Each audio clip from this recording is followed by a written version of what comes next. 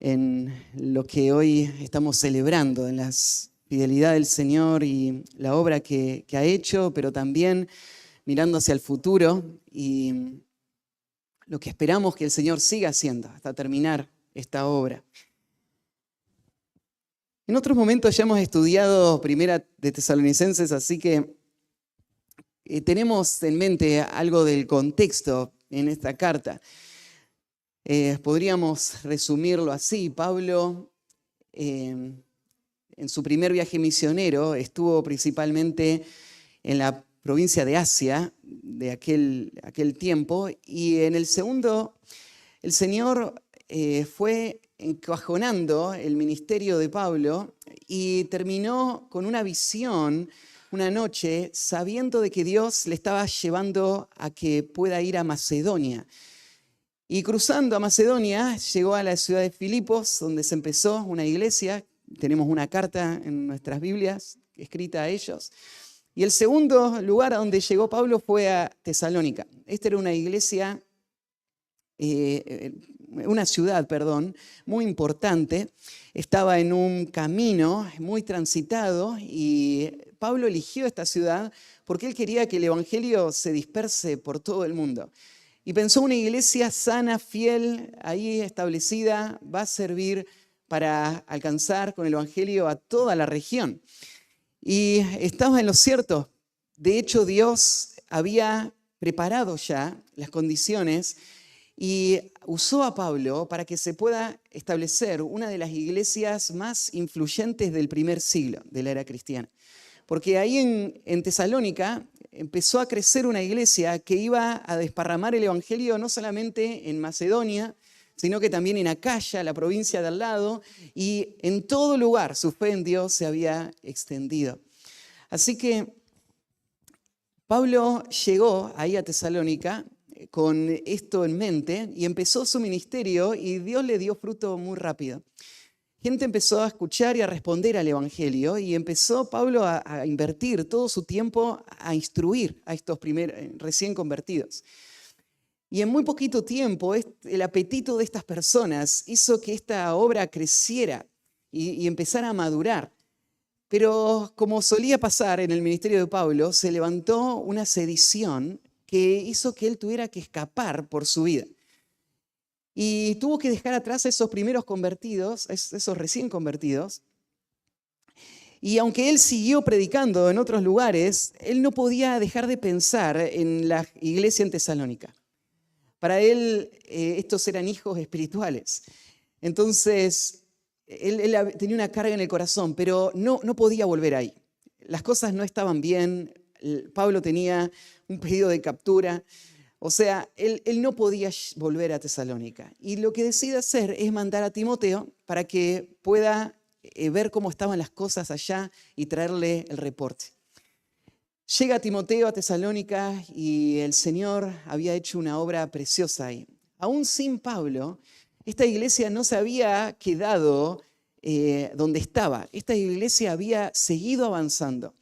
Había seguido avanzando en su estudio de las Escrituras, había seguido avanzando en la obra misionera, había crecido en tamaño y la obra estaba expandiéndose. Y el fruto también era muy evidente, la madurez de ellos.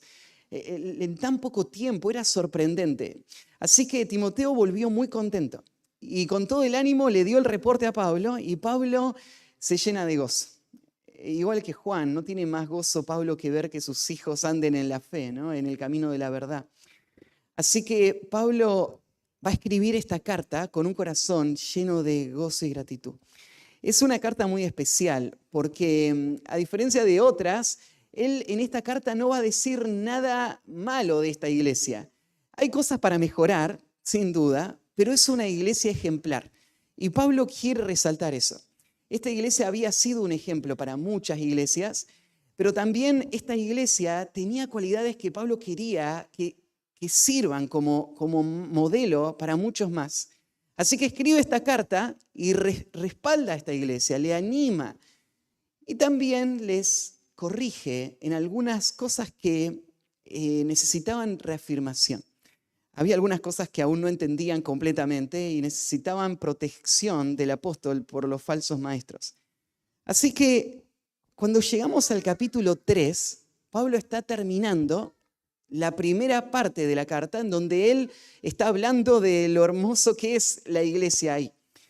Y diciendo estas palabras de afecto y el compromiso de él por esta iglesia, y como si fuese a ser un pastor hablando a su congregación, él habla de lo que pasó desde el comienzo y cómo el Señor usó esos primeros días para que el Evangelio llegara y avanzara, y el gozo que él tenía al ver el fruto que produjo. Y sería hermoso leer toda la carta hasta acá, pero nos vamos a enfocar solo en los últimos versículos del capítulo 3. Porque en estos versículos Pablo lo que va a hacer es dar una expresión de deseo. Y esta expresión de deseo no es solamente los deseos de Pablo por la iglesia en Tesalónica, sino que vos notás que él lo está diciendo en una actitud de humildad y dependencia en el Señor, esperando que Dios haga esto que él tanto desea. Así que podríamos verlo como una mezcla entre un deseo y una oración. Claro, las oraciones usualmente vamos a verlas muy claras porque van a estar dirigidas a Dios, y esta oración no está dirigida a Dios. Está dada como una expresión de deseo. Pero viendo el contexto y el versículo 10 que vamos a leer también ahora, vos vas a notar que esto es más que solamente me gustaría que esto pase, sino que yo estoy confiando en el Señor que Él haga esto. Y estoy orando continuamente para que Dios obre de esta manera. Y cuando leamos ahora esta expresión de deseo, vamos a ver, reflejado en las palabras del apóstol Pablo, cuál es el deseo de todo pastor bíblico para con su iglesia. Por eso el título de la predicación de esta mañana es El deseo de un pastor por su amada iglesia. Y como te imaginás, esto es lo que quiero decirles a ustedes también. Esto es lo que Dios me permite decirles como su pastor y hablarles de lo que hay en mi corazón por ustedes. Y las oraciones que hago al Señor en muchas ocasiones, aún sin que nadie esté ahí escuchándolas. Pero el sentir que hay atrás de estas oraciones podría reflejarse en las palabras del apóstol Pablo. Claro, hay muchas más oraciones que uno hace en el ministerio, pero esta oración refleja muy bien lo que hay en mi corazón y lo que hay en el corazón de Dios para esta iglesia también. Así que vamos a estudiar el deseo de un pastor por su amada iglesia. Y leemos el versículo 11 al 13. Voy a leer desde el versículo 9 para que tengan el contexto. Por lo cual, ¿qué acción de gracias podremos dar a Dios por vosotros? Por todo el gozo con que nos gozamos a causa de vosotros delante de nuestro Dios, orando de noche y de día con gran insistencia, para que veamos vuestro rostro y completemos lo que falta a vuestra fe. Mas el mismo Dios y Padre nuestro y nuestro Señor Jesucristo dirija nuestro camino a vosotros. Y el Señor os haga crecer y abundar en amor unos para con otros y para con todos, como también lo hacemos nosotros para con vosotros, para que sean afirmados vuestros corazones, irreprensibles en santidad, delante de Dios nuestro Padre, en la venida de nuestro Señor Jesucristo con todos sus santos. Y muchos de los manuscritos antiguos terminan con un amén, y al final. Así que este deseo podríamos organizarlo en tres, porque Pablo va a darnos tres verbos que están puestos de una manera poco común en el Nuevo Testamento y que reflejan este deseo de él. Así que vamos a ver los tres versículos, cada uno nos va a dar uno de estos deseos. En primer lugar, el deseo de este hombre que fundó esta iglesia, por esta iglesia a la que él ama tanto, es que el Señor le permita seguir expandiendo su fe. Que el Señor le permita a Pablo, el pastor, seguir expandiendo la fe de estos hermanos. El versículo 11 nos va a mencionar el deseo que Pablo tiene de poder volver a visitar a la iglesia y estar con ellos. Yo les expliqué, él no se fue porque pensó que ya había terminado su tarea. Él pensó porque tuvo que escapar. De hecho, él se quedó preocupado pensando, había mucho más que todavía tenía que darles. Y entonces hay una carga en su corazón desde el primer día. Ahí en el capítulo 2, en el versículo 17-18, Pablo ya les había dicho cuánto él deseaba ir a verlos. Leamos ahí, en el capítulo 2, versículo 17, dice: pero nosotros, hermanos, separados de vosotros por un poco de tiempo, de vista, pero no de corazón, tanto más procuramos con mucho deseo ver vuestro rostro. Por lo cual quisimos ir a vosotros, yo, Pablo, ciertamente una y otra vez, pero Satanás nos estorbó. Lo que está diciendo Pablo es que él ama a esta iglesia. Y él entiende que lo que más necesita esta iglesia es la instrucción apostólica. Y él quiere ir, él está dispuesto a hacerlo. Él no está intimidado por la situación. Y de hecho, él ha intentado una y otra vez llegar a Tesalónica. Pero él dice: Satanás nos estorbó. Y lo podemos tomar en la forma de que Satanás le puso trabas. Y Pablo, viendo todo lo que estaba pasando, llegó a esta conclusión: es el enemigo que no deja que esto pase. Y esto pesa en su corazón porque él realmente quiere estar ahí. Entonces Pablo entiende cuánto esta iglesia necesita la instrucción apostólica. Él desea hacerlo con todo su corazón. Esta es su pasión, este es su ministerio. Pero en este momento no lo puede hacer. Y por eso estas palabras que aparecen en el versículo 11, las palabras que aparecen ahí en el versículo 11 de deseo, muestran no solamente la prioridad que Pablo le da a la instrucción y lo importante que es para él, sino también la dependencia de Pablo en la obra del Señor para el ministerio que él va a hacer. Pablo se da cuenta de que la obra que él está haciendo no depende de él, que no tiene que ver con sus intenciones, con su esfuerzo, tiene que ver con un Dios soberano que puede o no permitir que algo pase.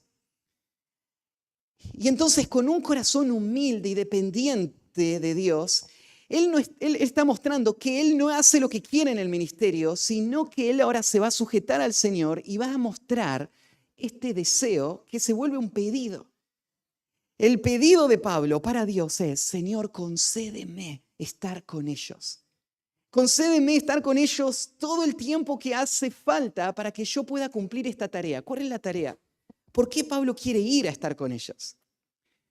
Vas a ver que la razón por la que Pablo quiere estar con la iglesia no es solamente afectiva, no es solo que él les extraña, aunque esto es real, hay un afecto. Pero la vida del pueblo de Dios es mucho más profunda que solamente nos gusta estar juntos. Y la relación de un pastor con las ovejas es mucho más que solamente disfrutamos de las actividades y los cumpleaños y de las celebraciones y de los mates y de las charlas. Eso está. Pero mira lo que dice Pablo. ¿Cuál es su pasión? ¿Cuál es su deseo? Versículo 10. Orando de noche y de día con gran insistencia. O sea, delante de Dios él está de rodillas rogándole a Dios para que veamos vuestro rostro y completemos lo que falta a vuestra fe. Eso es lo que Pablo quiere hacer. Todo el tiempo que el Señor me dé para ministrar a esta iglesia, acá voy a poner todas mis energías. Esta es mi pasión. Así expreso mi amor por ustedes y mi cuidado por ustedes. ¿Cómo lo expreso? Completando lo que le falta a su fe. Esto es el deseo de todo pastor que entiende a qué ha sido llamado. Porque si bien un pastor hace muchas cosas, hay una cosa que es la que no puede dejar de hacer, que no puede pasársela a otros, que es su tarea y su responsabilidad. Y es la tarea de instruir a la iglesia en la verdad de las Escrituras, para que la iglesia pueda tener las herramientas para que su fe pueda crecer más y más. Para que su fe pueda ser una fe afirmada en la verdad y una fe que abarque todas las áreas de su vida. y que su vida pueda ser una vida de fe madura. Y esto sucede cuando los pastores están amando a su iglesia, orando y rogando al Señor que el Señor les permita hacer esta tarea, y ellos están dedicados a esa tarea cuando tienen la oportunidad de hacerlo. Están completando lo que falta a la fe. En el caso de Tesalónica, ¿te imaginás? 3 semanas nomás estuvo Pablo ahí. Había mucho que faltaba. ¿Cuánto pudo haber instruido Pablo a esta iglesia? Pensá en nuestra iglesia, ¿cuántos años hace que vos te estás acá? Y semana tras semana, yo vengo, ¿no es cierto? Y te vuelco una montaña de verdades bíblicas. Te doy herramientas. En diferentes lugares de nuestra iglesia, en las reuniones caseras, en los diferentes ministerios, vos estás escuchando sana doctrina, estás leyendo, estás creciendo de muchas formas. Y decís, a mí me falta todavía. Muchísimo me falta todavía. Bueno, la iglesia de Tesalónica era una iglesia que había crecido muy rápido, pero Pablo entiende, todavía falta. Hay que completar esa fe. No porque ellos todavía no creían, ellos creían en el Evangelio, pero ellos necesitaban ampliar esa base de fe, en la medida que el apóstol le instruyera en las verdades de las Escrituras y ellos puedan vivir de acuerdo a esa fe. Entonces así llegamos al versículo 11, que nos da de nuevo este deseo. Y Pablo lo presenta de esta manera: mas el mismo Dios y Padre nuestro y nuestro Señor Jesucristo dirija nuestro camino a vosotros. Pablo entiende que aunque hay un enemigo estorbando y poniendo trabas y tratando de frenar esta tarea que Pablo está haciendo de completar la fe de los creyentes ahí en Tesalónica, el diablo no tiene la última palabra. Dios es el soberano y Él es el que puede hacer que todas estas artimañas de Satanás queden obsoletas, para que entonces Pablo pueda hacer esta tarea.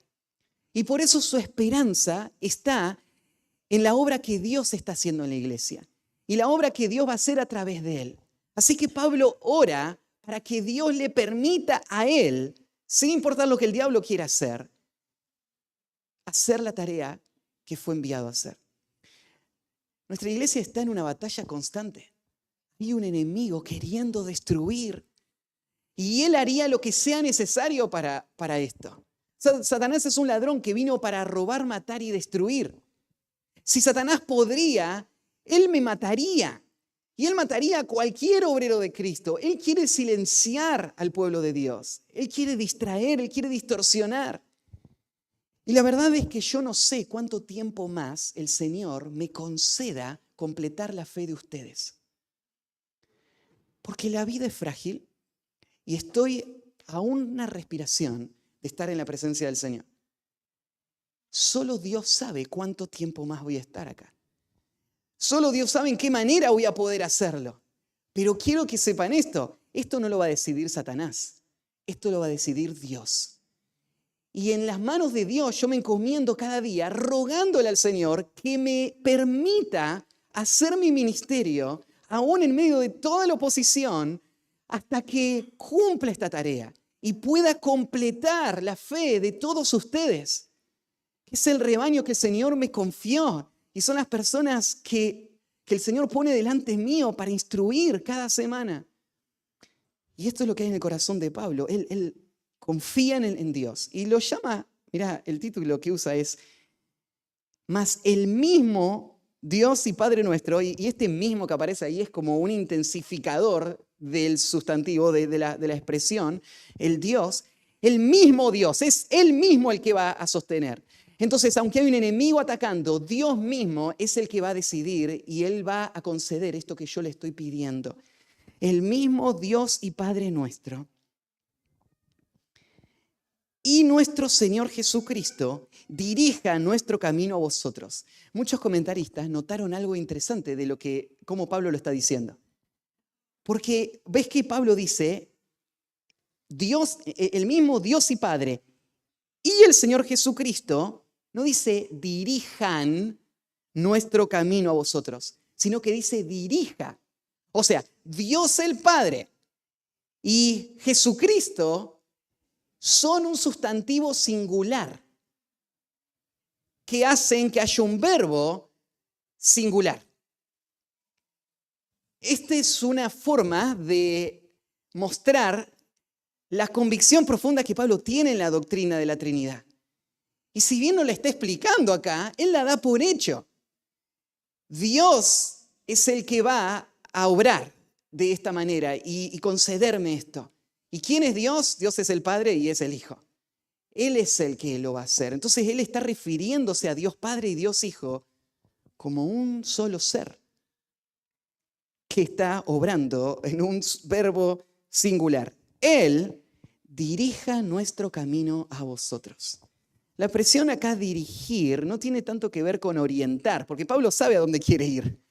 Tiene que ver con allanar, con enderezar o con quitar los obstáculos para que se pueda alcanzar el destino que tanto se anhela. Entonces, tiene este contexto que yo les explicaba. Pablo está intentando hacerlo. Él quiere llegar allá. Satanás está estorbando, pero él está orando y confiando en que Dios va a quitar todos los obstáculos para que esto pase. Por lo importante que es esto para Pablo. Así que lo que Pablo está anhelando, entonces, sin poder estar en Tesalónica, es poder ir para poder seguir instruyendo a esta iglesia. En el capítulo...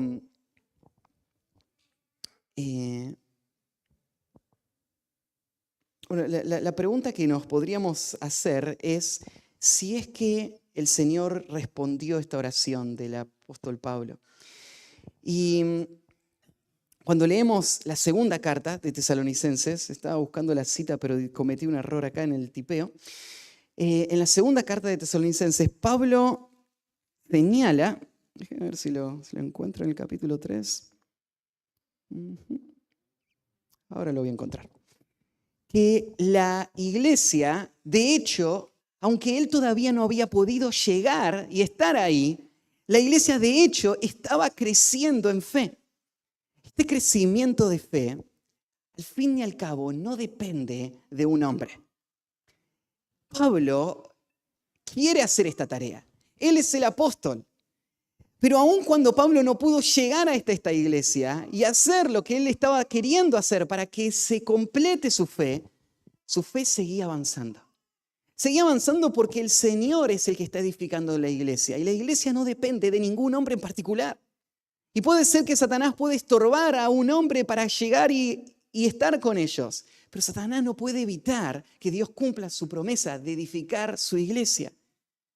Así que este es el deseo de Pablo.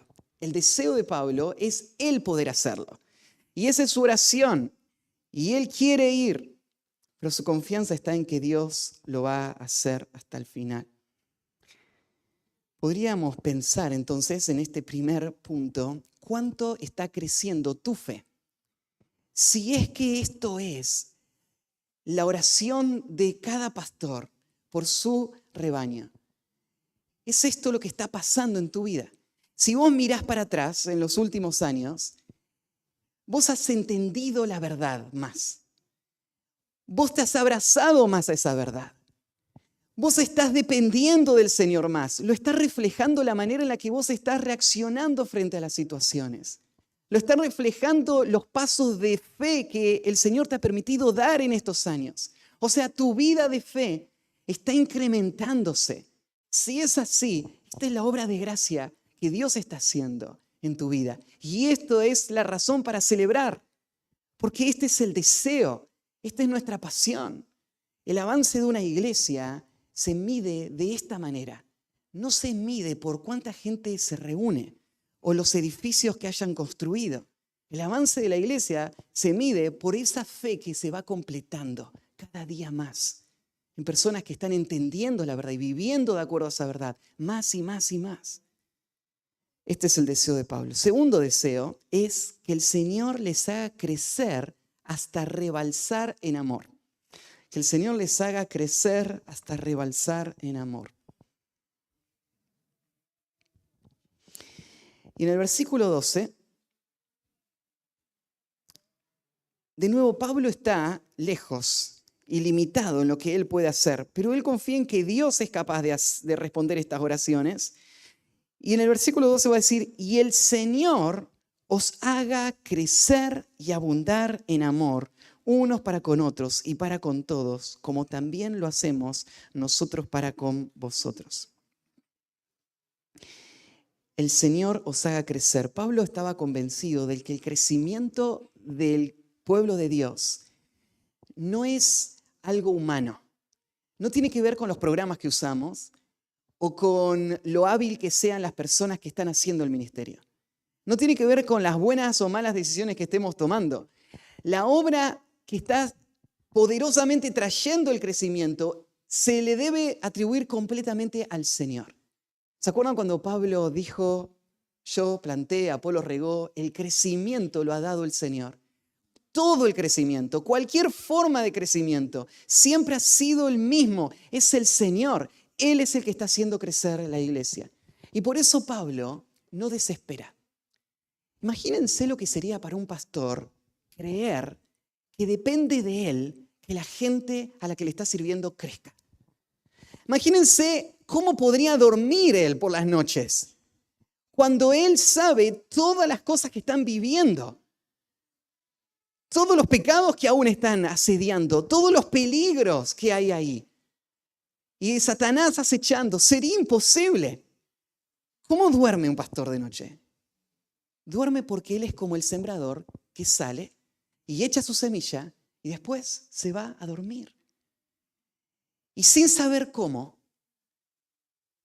de sí misma surge el crecimiento que él no causó, pero que sucede por poder de Dios. Entonces, un pastor duerme, pero no solo duerme, un pastor ora. Es lo que hace Pablo. Un pastor va a la presencia del Señor y le ruega, Señor, da el crecimiento. Y aunque vos quisieras agarrar esa plantita y tirarla para arriba para que avance más rápido, a donde vas es a doblar tus rodillas delante del Señor y diciendo, Señor, tú lo puedes hacer. Hazlo. Y el Señor tiene sus formas de traer el crecimiento. A veces sus formas no son las que nosotros elegiríamos o anticipábamos. Pero de repente, en la forma más inesperada, Dios se encarga de sacar todo el pecado a la luz. Y de trabajar profundamente en medio de una prueba que sacude toda mi vida. El Señor puede usar muchas herramientas, pero Él da el crecimiento. Por eso, acá hay un hombre, un fundador de iglesias, que ora al Señor, que Él pueda hacerles crecer.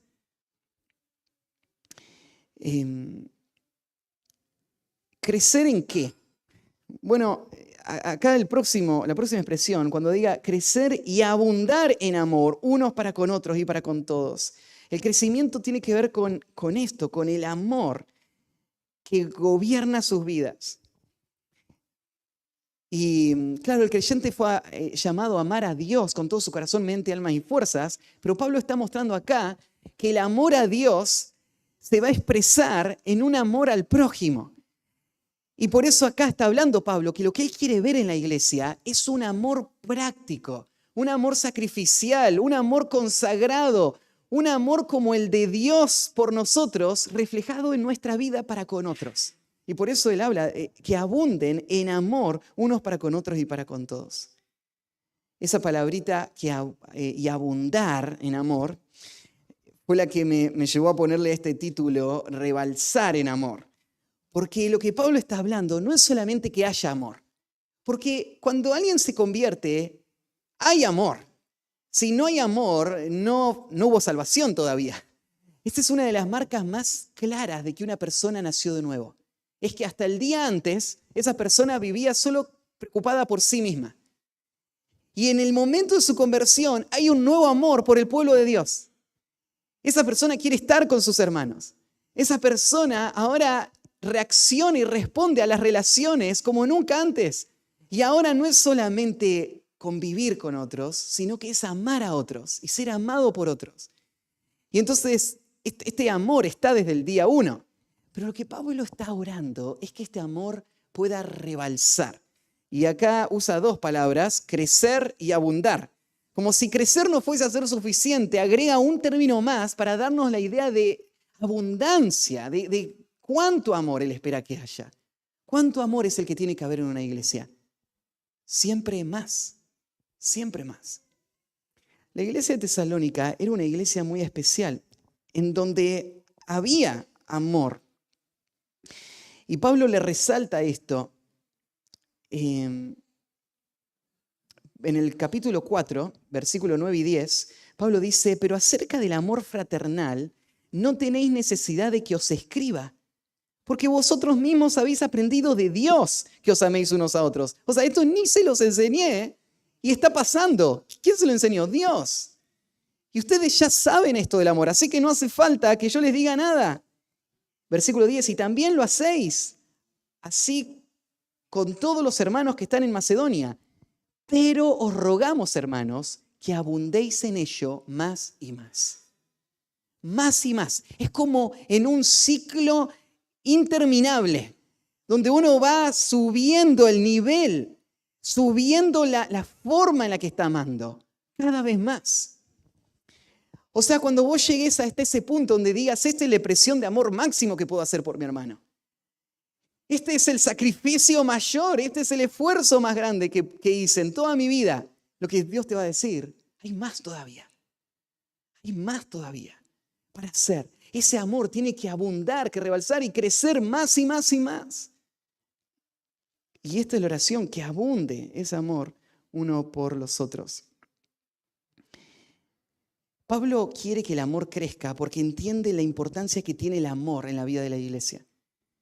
Acá hay muchos textos que podríamos ver, pero les cito algunos. Juan 13, 34-35, son las palabras de Cristo, cuando Él dice, un mandamiento nuevo os doy, que os améis unos a otros. Este es el mandato, Cristo lo ordenó.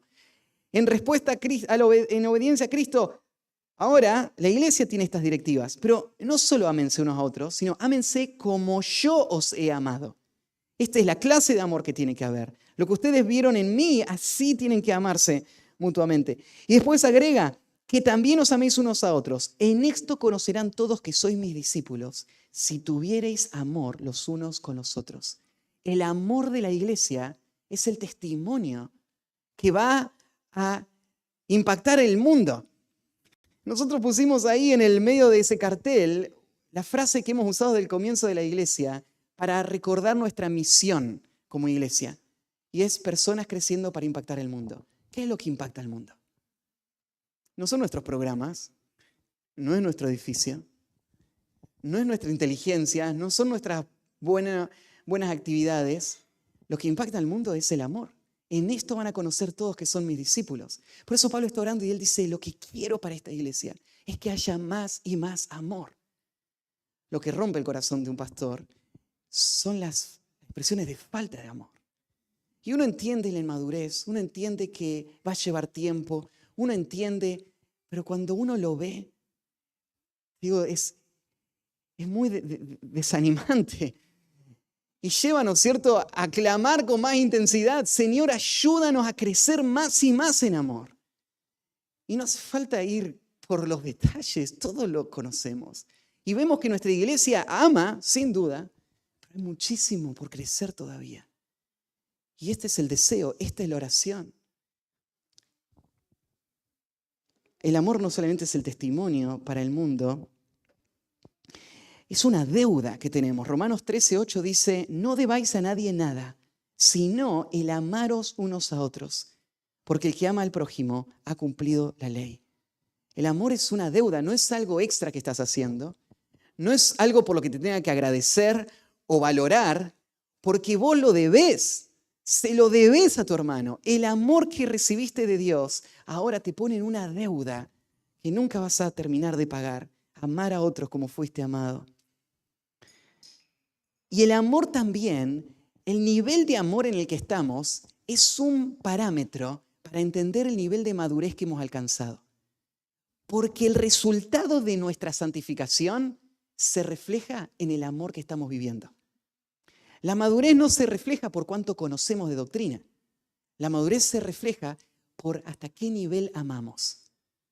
Claro, la doctrina es necesaria para poder luchar contra nuestro pecado, pero donde se ve el termómetro de a dónde estamos en nuestra vida espiritual, tenemos que mirar el amor. Eso es lo que nos dice. Y el amor es algo práctico.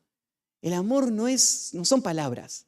No es solamente la sonrisa que ponemos cuando nos vemos, el abrazo que nos damos acá en la iglesia.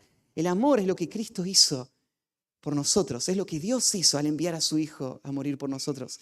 El amor es sacrificio, es entrega. Entonces, por eso Pablo está pensando que abunde más y más amor. Eso es lo que desea para esta iglesia. Y fíjense que agrega algo más. No solamente para con otros, unos para con otros, sino que agrega una expresión más, y para con todos. Esta última expresión se está refiriendo no al amor dentro del pueblo de Dios, que es lo primero que mencionamos, sino que ahora se está refiriendo al amor por el mundo perdido. Ese amor que pueda crecer más y más. Lo que Pablo se está refiriendo es que de maneras prácticas tu vida esté cada vez más comprometida y más consagrada y abandonándote más a vos mismo y pensando más en el mundo que se pierde para poder hacer esos sacrificios que se necesitan para que el mundo escuche el Evangelio.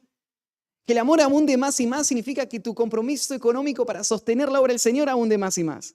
Significa que tu diligencia para compartir el Evangelio cada día a los que te rodean abunde más y más. Significa que los pasos de fe para poder llegar y que tu vida sirva para tocar lo último de la tierra, sirva más y más. Y avance más y más. Más y más tiene que avanzar el amor. No retroceder.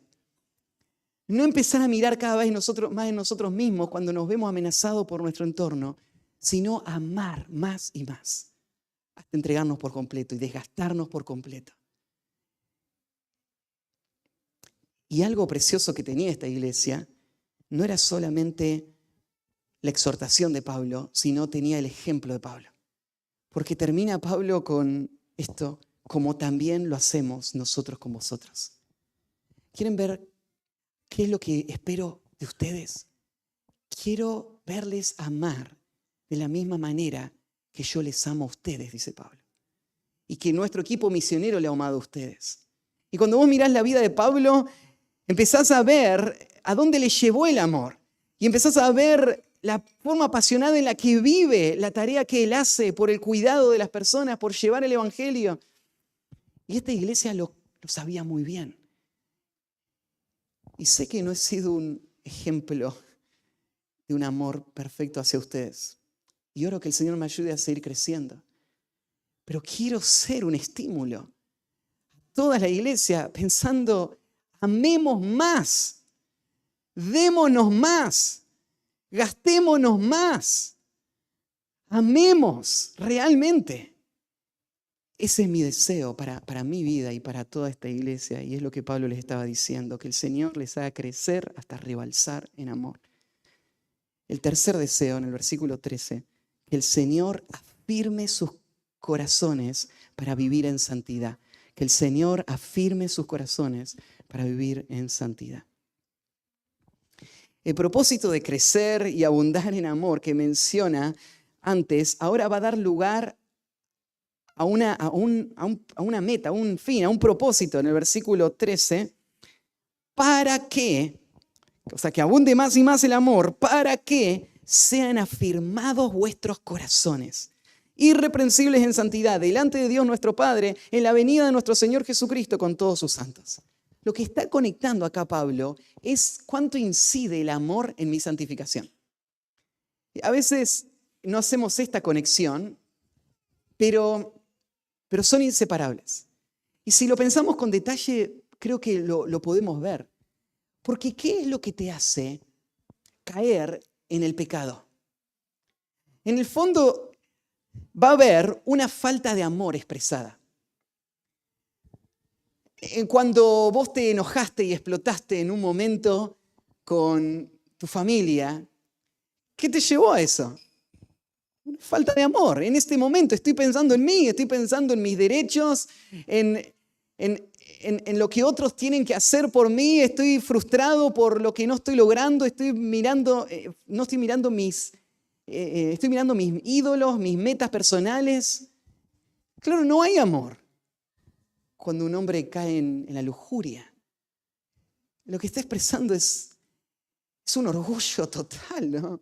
Él está usando a otros para satisfacer sus propios deseos. No hay nada de amor en esto. El amor va a ser el camino que Dios está usando para llevarnos a mayores niveles de santificación, que es a donde Él quiere guiarnos. La vida santa, ser santo como Él es santo. Y por eso Pablo ora para que se amen más, para que sean afirmados sus corazones. Acá está hablando, ¿no es cierto?, de un corazón que tiene un fundamento sólido y que no va a claudicar o temblar o ser intimidado, sino que va a enfrentar los desafíos de la santificación con convicciones profundas y con firmeza de carácter. Que sean afirmados los corazones. Él quiere creyentes que no tiemblen frente a nadie, que no sean sacudidos por nada. Esa es la meta de Pablo. Ahí en el capítulo 3 también ya Pablo les había hablado de esto en el versículo 2. Cuando dice, y enviamos a Timoteo, nuestro hermano, servidor de Dios y colaborador nuestro en el Evangelio de Cristo. ¿Para qué lo enviaron a Timoteo? Para confirmaros y exhortaros respecto a vuestra fe, a fin de que nadie se inquiete por estas tribulaciones, porque vosotros mismos sabéis que para esto estamos puestos. A veces el creyente parece tan frágil y cosas tan simples pueden crear muchísimo desaliento. Y de repente se agarran la cabeza y piensan, no, esto es un desastre, todo va a terminar mal. Y entonces se entregan, ¿no es cierto?, frente a los desafíos de la vida. Y Pablo le está hablando a una iglesia que es perseguida, está sufriendo.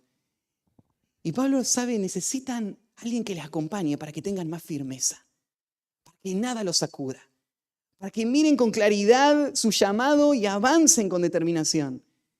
Entonces le mandan a Timoteo, para que nada los mueva. Pablo quiere creyentes sólidos. Esta es la oración. Un pastor que no está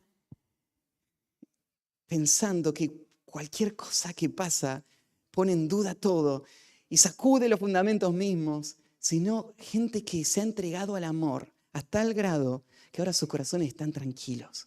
No importa lo que me pase, sé lo que tengo que hacer, sé cómo vivir, voy a amar a otros y vivir para otros. Primera de Pedro 5:10 también. Mas el Dios de toda gracia que nos llamó a su gloria eterna en Cristo, después de que hayáis padecido un poco de tiempo, Él mismo os perfeccione, afirme, fortalezca y establezca. Pedro también entendía lo importante que es que los creyentes tengan firmeza. Entonces, que sean afirmados sus corazones, irreprensibles en santidad delante de Dios nuestro Padre.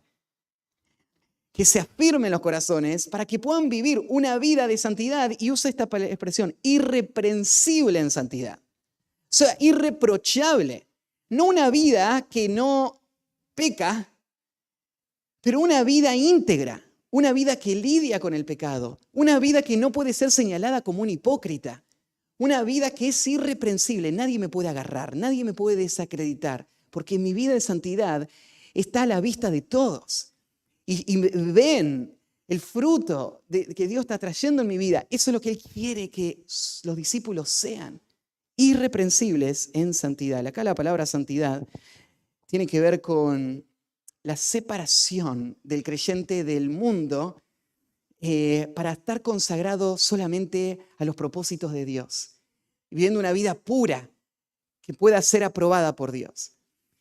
Entonces, Dios es santo. Dios está separado del mundo y de la corrupción de este mundo. Y Dios santifica. Dios nos santificó el día de nuestra conversión, declarándonos santos. Pero ahora Pablo lo que quiere es que nuestro corazón se afirme para que lo vivamos en la práctica, que vivamos como santos. Y nuestra vida de santidad sea evidente a todos y seamos irreprensibles, irreprochables en santidad. Y agrega, delante de Dios nuestro Padre. Caminando en santidad, no a la vista de otros solamente, sino teniéndolo a Dios como testigo a nuestro lado. Y el juez que nos conoce y que evalúa todas las cosas, Él está afirmando nuestra vida como una vida irreprensible, una vida santa realmente. Qué triste es cuando en la vida de la iglesia vemos surgir el pecado que ha sido ocultado por mucho tiempo. Porque lo que nos duele es que la falta de temor a Dios ha creado esta distancia y esta persona está viviendo una vida de santidad, de apariencia, pero no real, no delante de Dios. Y esto es lo que deseamos. Lo demás no sirve para nada. Lo demás no ayuda en nada. Lo que necesitamos es una vida de santidad delante de Dios. Y eso va a traer un buen testimonio delante de los hombres, sin duda. Y agrega el último concepto, en la venida de nuestro Señor Jesucristo con todos sus santos. Pablo agrega este factor final, la esperanza del creyente. Estamos a las puertas de la llegada de Cristo. Y lo que estamos esperando es que cuando Él llegue con todos los santos, nosotros podamos estar también ahí, irreprensibles en santidad, esperando al Señor y siendo hallados por Él en esta condición. Entonces, la esperanza de nuestro encuentro con Cristo es la motivación para nuestra diligencia, nuestra santificación. Todo el que tiene esta esperanza se purifica a sí mismo así como Él es puro. Entonces, ¿cuál es el deseo de un pastor por la iglesia a la que Él tanto ama? Bueno, es esto. Que el Señor me conceda en su gracia seguir afirmando su fe y completando lo que falta aún, sabiendo que Dios es el que lo hace, confiando en su poder, orando y dependiendo de Él. El deseo es que podamos crecer en amor hasta que sobreabunde, que rebalse y que sea conocida tu vida en el mundo por un hombre que ama a Dios, una mujer que ama a otros. Y en tercer lugar, una diligencia en una lucha con el pecado, la fidelidad en la santificación para poder vivir vidas íntegras, de una batalla diligente, una santidad real, una santidad que Dios aprueba, porque Él la ve en el corazón. Y de esa manera, cuando llegue el Señor, en cualquier momento, estemos listos como iglesia y que Él nos encuentre fieles. Oramos. Padre, gracias por este pasaje y por la vida del apóstol Pablo y la forma en la que tú lo usaste y cómo tu Espíritu nos habla a través de Él hoy, 2000 años después. Y estos son los mismos deseos del corazón. Esto es lo importante, todo lo demás es secundario. Lo importante son estas cosas, la fe, el amor, la esperanza que produce santidad. Ayúdanos, Señor, a enfocarnos en estas cosas y produce esto en nosotros. Señor, lo que oramos tantas veces en privado, ahora en público, te ruego por mis hermanos, te ruego por esta iglesia. Señor, el diablo está acechando, estorbando, trabando, engañando, desanimando, pero tú tienes la última palabra. Permítenos crecer. Haz esta obra en nuestro corazón, Señor. Creemos que tú puedes hacerlo. Responde nuestras oraciones y trae crecimiento para que tu nombre sea exaltado en este mundo, para que podamos llevarte gloria a ti en la iglesia por medio de Cristo. Y te alabamos por todo lo que tú has hecho hasta aquí. Y nos confiamos a ti y al poder que tu palabra tiene para seguir edificándonos. En el nombre de Cristo Jesús. Amén.